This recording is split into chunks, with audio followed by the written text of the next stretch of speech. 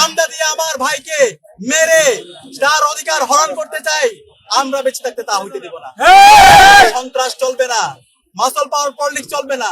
ক্যাম্পাসে শিক্ষার্থীরা আসবে তাদের পড়াশোনা করার জন্য, তাদের গণতান্ত্রিক চর্চা করবে, কিন্তু কেউ এখানে হকিস্টিক অথবা ইসলাম দিয়ে ক্ষমতার রাজনীতি বিনির্মাণ করবে, সেটা আমরা হইতে দিব না।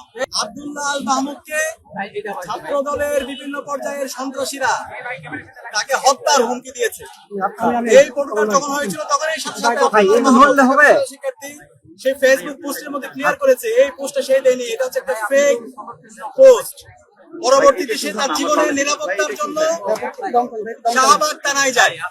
শাহবাগ থানায় গিয়ে সে জিডি করতে যায়। থানায় আমাদেরকে নিরাপত্তা দেওয়ার কথা, যেই পুলিশ নাগরিকদেরকে নিরাপত্তা দেওয়ার কথা, আজকে সেই পুলিশের সামনে, সেই শাহবাগ থানায় ওসির সামনে, পুলিশের সামনে এই যারা জিডি করতে গেছে এবং তার যারা সহযোগী আমাদের ডাকসুর এবং হল সংসদের যারা গিয়েছে তাদের উপর বেদরক তার উপর হামলা হয়েছে।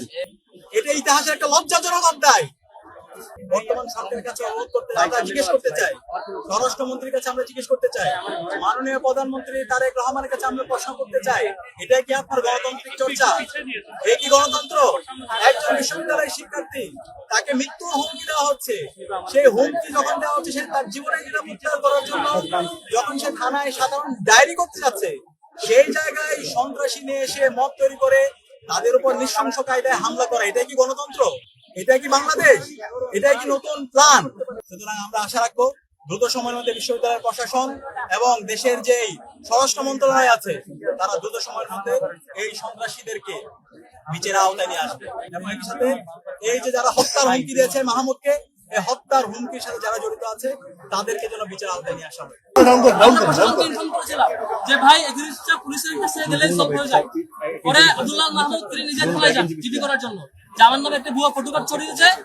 এই মর্মে তিনি এখান থেকে যাতে এই অভিযোগ থেকে তিনি সত্যটা বের করতে পারে, সহযোগিতা চান।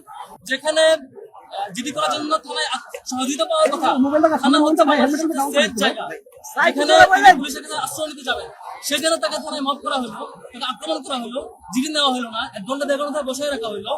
অথচ আমাদের কথা ছিল তিনি যদি সেটি এই পোস্ট তার আইডিতে দিয়ে থাকে, পুলিশরা চেক করলে সলভ হয়ে যায়, এটা পেয়ে যায়। কিন্তু সেটি বিপরীতে ছাত্রলীগ কর্তৃক প্রচারিত একটা ফটোকার্ড ভিত্তি করে পুরো ক্যাম্পাসে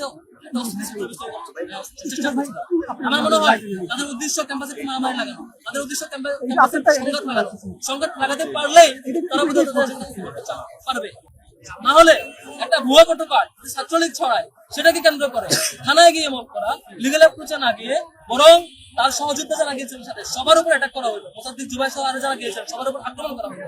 এই নগ্ন হামলা, জিডি না নেওয়া, অপেক্ষমান রাখা এবং পুলিশ দাঁড়িয়ে দাঁড়িয়ে পুরো ঘটনা লক্ষ্য করা, অবজার্ভ করে চুপচাপ এনজয় করা দীর্ঘক্ষণ ধরে, এটা খুবই আমরা আশঙ্কা করছি যে ইউনিভার্সিটি প্রশাসন সহ পুলিশ প্রশাসন সহ সংশ্লিষ্ট সবাই এভাবে একটা ফেসিবাদী কায়দা স্টার্ট করার চেষ্টা করছেন।